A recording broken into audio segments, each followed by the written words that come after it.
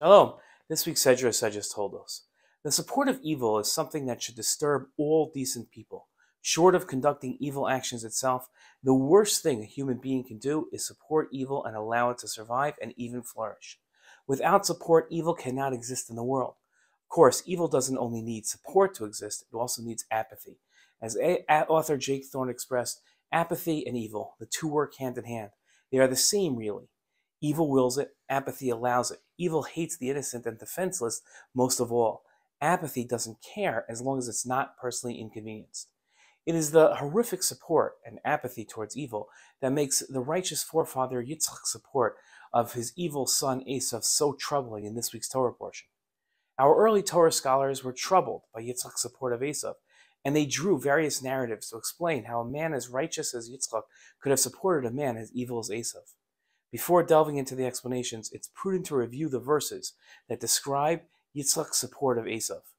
In our Torah portion, we read, when the boys grew up, Esav became a skillful hunter, a man of the outdoors, but Yaakov became a mild man, raising livestock.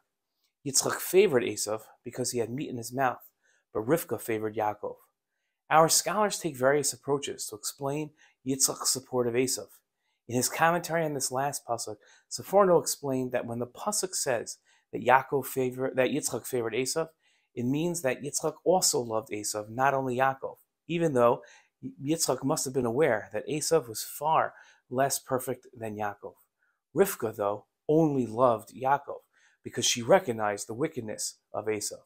The Cheskuni made an interesting point in his commentary on this last verse, writing that when the pasuk mentioned that Yitzchak loved Esav, in connection with Esav, the Torah uses the past tense, loved, to show that Yitzchak did not love Esav all the time, but only at times when he provided him with venison. In his commentary to this verse, Rabbeinu Bechaya wrote that Esav also used to hunt his father's mind, meaning Esav would mislead Yitzchak as a hunter does his prey, making Yitzchak believe that he was pious when he wasn't pious at all. Rabbeinu Bechaya further wrote that the sages in the Medrash derived from the wording of the verse that the reason Esav went hunting and was feeding the venison he hunted for his father was only in order to secure his father's blessings for himself.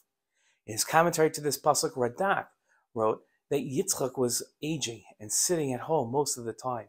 He was not aware of Esav's doings and was easily led to believe that Esav led a virtuous life, basing his belief on the daily supply of venison his son provided for him. The story unfolds at a time when Yitzchak was already incapable of seeing well with his physical eyes.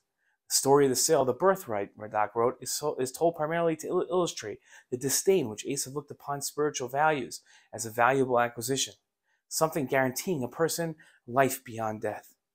Our scholars' approach to Yitzchak's support of Esav wasn't to justify it or excuse it, which could give the impression that at times it's acceptable to support evil, but that to explain that Yitzchak was fooled by his evil son, which led Yitzchak inadvertently to support his son's evil behavior. The lesson is clear.